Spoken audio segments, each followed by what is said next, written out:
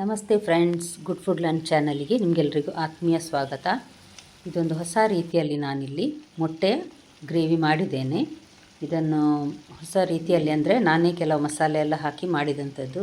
ಒಳ್ಳೆಯದಾಗಿದೆ, ತುಂಬ ರುಚಿಯಾಗಿ ಬಂತು. ಹೇಗೆ ಮಾಡೋದೆಂದು ನಿಮಗೆ ತೋರಿಸ್ತಾ ಇದ್ದೇನೆ. ಒಂದು ಮಧ್ಯಮ ಗಾತ್ರದ ಈರುಳ್ಳಿ ಇದನ್ನು ಸ್ವಲ್ಪ ದಪ್ಪಗೆ ಕಟ್ ಮಾಡಿ ಮಿಕ್ಸಿ ಜಾರಿಗೆ ಹಾಕ್ತಾ ಇದ್ದೇನೆ. ಒಂದು ದೊಡ್ಡ ಟೊಮ್ಯಾಟೊ, ಹಣ್ಣಾದ ಟೊಮೆಟೊ ಆದರೆ ಒಳ್ಳೆಯದಾಗ್ತದೆ. ಒಂದು ದೊಡ್ಡ ಟೊಮೆಟೊ ಇದನ್ನು ಅಷ್ಟೇ ಸ್ವಲ್ಪ ರಫಾಗಿ ಕಟ್ ಮಾಡಿ ಹಾಕ್ತಾ ಇದ್ದೇನೆ. ಇದು ಸ್ವಲ್ಪ ಕೊತ್ತಂಬರಿ ಸೊಪ್ಪಿನ ದಂಟು, ಒಂದೆರಡು ಸ್ವಲ್ಪ ಕೊತ್ತಂಬರಿ ಸೊಪ್ಪು ಹಾಕಿದ್ದೇನೆ. ಸ್ವಲ್ಪ ಜಾಸ್ತಿ ಬೇಡ, ಬಣ್ಣ ಚೇಂಜ್ ಆಗ್ತದೆ ಅದಕ್ಕೋಸ್ಕರ. ನಂತರ ಒಂದು ಚಮಚದಷ್ಟು ಅಂದರೆ ಟೀ ಸ್ಪೂನ್ ಕೊತ್ತಂಬರಿ, 1 ಟೀ ಸ್ಪೂನ್ ಇದೆಲ್ಲವನ್ನು ನಾನು ಹಸಿಯೇ ಹಾಕ್ತಾ ಇದ್ದೇನೆ.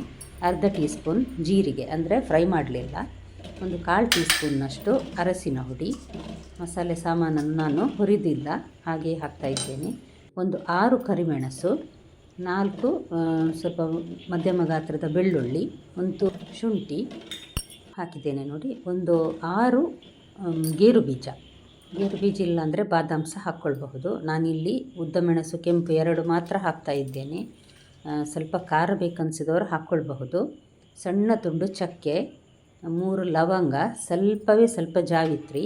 ಇದು ನೋಡಿ ನಕ್ಷತ್ರ ಹೂವಿನ ಒಂದು ಸಣ್ಣ ಪೀಸ್ ಹಾಕ್ತಾ ಇದ್ದೇನೆ, ಜಾಸ್ತಿ ಬೇಡ. ಗರಂ ಮಸಾಲೆ ಜಾಸ್ತಿ ಆದರೂ ಸಹ ಟೇಸ್ಟ್ ಅಷ್ಟು ಚೆನ್ನಾಗಿ ಬರೋದಿಲ್ಲ. ಒಂದು 3 ಏಲಕ್ಕಿ ಹಾಕಿದ್ದೇನೆ ನೋಡಿ. ಇದನ್ನು ನುಣ್ಣಗೆ ನೀರು ಹಾಕದೆ ರುಬ್ಬಬೇಕು. ನೀರು ಹಾಕಿದರೆ ಇನ್ನಷ್ಟು ತೆಳುವಾಗಿ ಬರ್ತದೆ ನೋಡಿ. ಇದು ನೀರು ಹಾಕದೆ ನಾನು ರುಬ್ಬಿದ್ದು. ಟೊಮೆಟೊದಲ್ಲಿ ಈರುಳ್ಳಿಯಲ್ಲೆಲ್ಲ ಸ್ವಲ್ಪ ನೀರಿನ ಅಂಶ ಇರ್ತದೆ ನೋಡಿ, ಹಾಗಾಗಿ ನೀರಿನ ಅಗತ್ಯ ಎಲ್ಲ ಹಾಕುವುದು. ಒಳ್ಳೆ ನುಣ್ಣಗಾಗಿದೆ ಇದು. ಈಗ ಒಂದು ನಾನ್ ಸ್ಟಿಕ್ ಪ್ಯಾನ್ ಇದಕ್ಕೆ 2 ಟೇಬಲ್ ಸ್ಪೂನ್ನಷ್ಟು ಎಣ್ಣೆ ಹಾಕ್ತಾ ಇದ್ದೇನೆ. ಯಾವುದೇ ಎಣ್ಣೆಯನ್ನು ಬಳಸಬಹುದು. ಇದಕ್ಕೆ ಒಂದು ಬಡೆ ಸೊಪ್ಪು ಇದೆ ನೋಡಿ, ಫೆನಲ್ ಸೀಡ್ಸ್, ಅದನ್ನು 1 ಚಮಚದಷ್ಟು ಹಾಕ್ತೇನೆ ನಾನು, ಸಣ್ಣ ಚಮಚದಲ್ಲಿ. ಒಳ್ಳೆ ಪರಿಮಳ ಆಗ್ತದೆ, ತಿನ್ನುವಾಗ ಒಂದೊಂದು ಸಿಗುವಾಗ ಭಾರಿ ಟೇಸ್ಟ್ ಆಗ್ತದೆ ಅದು. ಈಗ ನಾವು ಗ್ರೈಂಡ್ ಮಾಡಿದ ಮಸಾಲೆ ಇದನ್ನು ಹಾಕಿ ಈಗ ನಾವು ಹುರಿಬೇಕು. ಸಾಧಾರಣ ಇದರದೊಂದು ಹಸಿ ವಾಸನೆ ಹೋಗುವವರೆಗೆ ನಾವು ಇದನ್ನು ಫ್ರೈ ಮಾಡಬೇಕಾಗ್ತದೆ. ಈ ಪ್ಯಾನ್ ನೋಡಿ, ವೈಟ್ ಸಾಸ್ ಪ್ಯಾನ್ ಇದಕ್ಕೆ ಒಂದು ಸಲ ಬಿಸಿ ಆಯಿತು ಅಂದರೆ ನಂತರ ಮೆಲ್ಲ ಉರಿಯಲ್ಲಿಯೇ ನಾವು ಮಾಡಬಹುದು. ಅಷ್ಟು ದಪ್ಪ ತಳ ಇದರದ್ದು ನೋಡಿ. ಈಗ ಸ್ವಲ್ಪ ಉಪ್ಪು ಹಾಕಿದ್ದೇನೆ ನಾನು. ನಂತರ ಇದನ್ನು ಸ್ವಲ್ಪ ಗಟ್ಟಿಯಾಗುವವರೆಗೆ ಇದೇ ರೀತಿ ಫ್ರೈ ಮಾಡಬೇಕು. ಒಂದು ಕಾಯಿಮೆಣಸನ್ನೊಂದು 4 ಭಾಗ ಮಾಡಿ ಹಾಕ್ತಾ ಇದ್ದೇನೆ, ಪರಿಮಳ ಚೆನ್ನಾಗಿರ್ತದೆ. ಅರ್ಧ ಭಾಗ ಫ್ರೈ ಆದ ಕೂಡಲೇ ಹಾಕಿದ್ದೇನೆ ನಾನು. ಈಗ ನೋಡಿ ಗಟ್ಟಿಯಾಗ್ತಾ ಬರ್ತಾ ಉಂಟು. ಹೆಚ್ಚು ಟೈಮ್ ತೆಗೆದುಕೊಳ್ಳೋದಿಲ್ಲ, ಒಂದು 3-4 ನಿಮಿಷ ಅಷ್ಟೇ. ಇದು ಬೇಯಿಸಿದ ಮೊಟ್ಟೆ ಒಂದು 6 ತೆಗೆದುಕೊಂಡಿದ್ದೇನೆ. ಇದಕ್ಕೆ ಒಂದು ಸಣ್ಣ ಕಟ್ಟು ಕೊಡಬೇಕು, ಮಸಾಲೆ ಸ್ವಲ್ಪ ಒಳಗೆ ಚೆನ್ನಾಗಿ ಎಳ್ಕೊಳ್ಳಿ ಅಂತ. ಇಲ್ಲಾಂದರೆ ಸ್ವಲ್ಪ ಸಪ್ಪೆ ಅನ್ನಿಸ್ತದೆ, ಅದಕ್ಕೋಸ್ಕರ. ಅಥವಾ ಭಾಗ ಮಾಡಿ ಹಾಕಿದರೂ ನಡೀತದೆ, 2 ಭಾಗ ಮಾಡಿ. ಈಗ ನೋಡಿ ಚೆನ್ನಾಗಿ ಇದಾಗಿದೆ, ಫ್ರೈ ಆಗಿದೆ. ಸೈಡೆಲ್ಲ ಸ್ವಲ್ಪ ಎಣ್ಣೆ ಬಿಡ್ತಾ ಇದೆ ನೋಡಿ. ಈಗ ಒಂದು ಅರ್ಧ ಲೋಟದಷ್ಟು ಮಿಕ್ಸಿ ಜಾರಿಗೆ ನಾನು ನೀರು ಹಾಕಿ ತೊಳೆದು ಹಾಕಿದ್ದೇನೆ. ಇದನ್ನು ಒಂದು ಸಲ ಚೆನ್ನಾಗಿ ಮಿಕ್ಸ್ ಮಾಡಿದ ನಂತರ ಇದನ್ನು ಕುದಿಲಿಕ್ಕೆ ಬಿಡಬೇಕು ನಾವೀಗ. ನೀವಿನ್ನೂ ನನ್ನ ಚಾನಲ್ ಗುಡ್ ಫುಡ್ ಲ್ಯಾಂಡನ್ನು ಸಬ್ಸ್ಕ್ರೈಬ್ ಮಾಡಿಲ್ಲ ಅಂದರೆ ದಯವಿಟ್ಟು ಸಬ್ಸ್ಕ್ರೈಬ್ ಮಾಡಿ.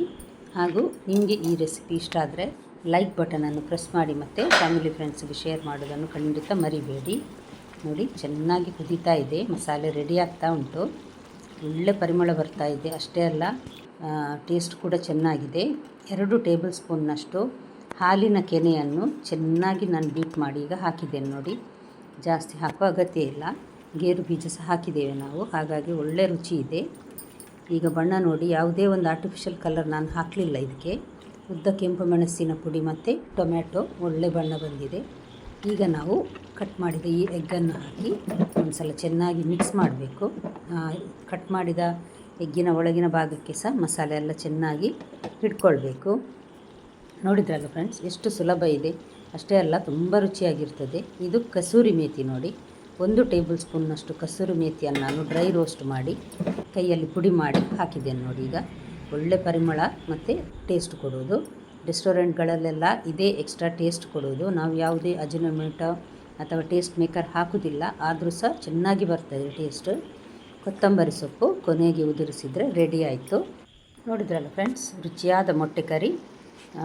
ಮನೆಯಲ್ಲೊಮ್ಮೆ ಟ್ರೈ ಮಾಡಿ ನೋಡಿ. ಅನ್ನ, ಚಪಾತಿ, ದೋಸೆಗೆ ಹೇಳಿ ಮಾಡಿದಂತಹ ಗ್ರೇವಿ ಇದು. ನಾಳೆ ಇನ್ನೊಂದು ಹೊಸ ರೆಸಿಪಿಯೊಂದಿಗೆ ಮತ್ತೆ ಭೇಟಿ ಆಗ್ತೇನೆ. ನೋಡಿದ ಎಲ್ಲ ವೀಕ್ಷಕರಿಗೆ ಧನ್ಯವಾದ.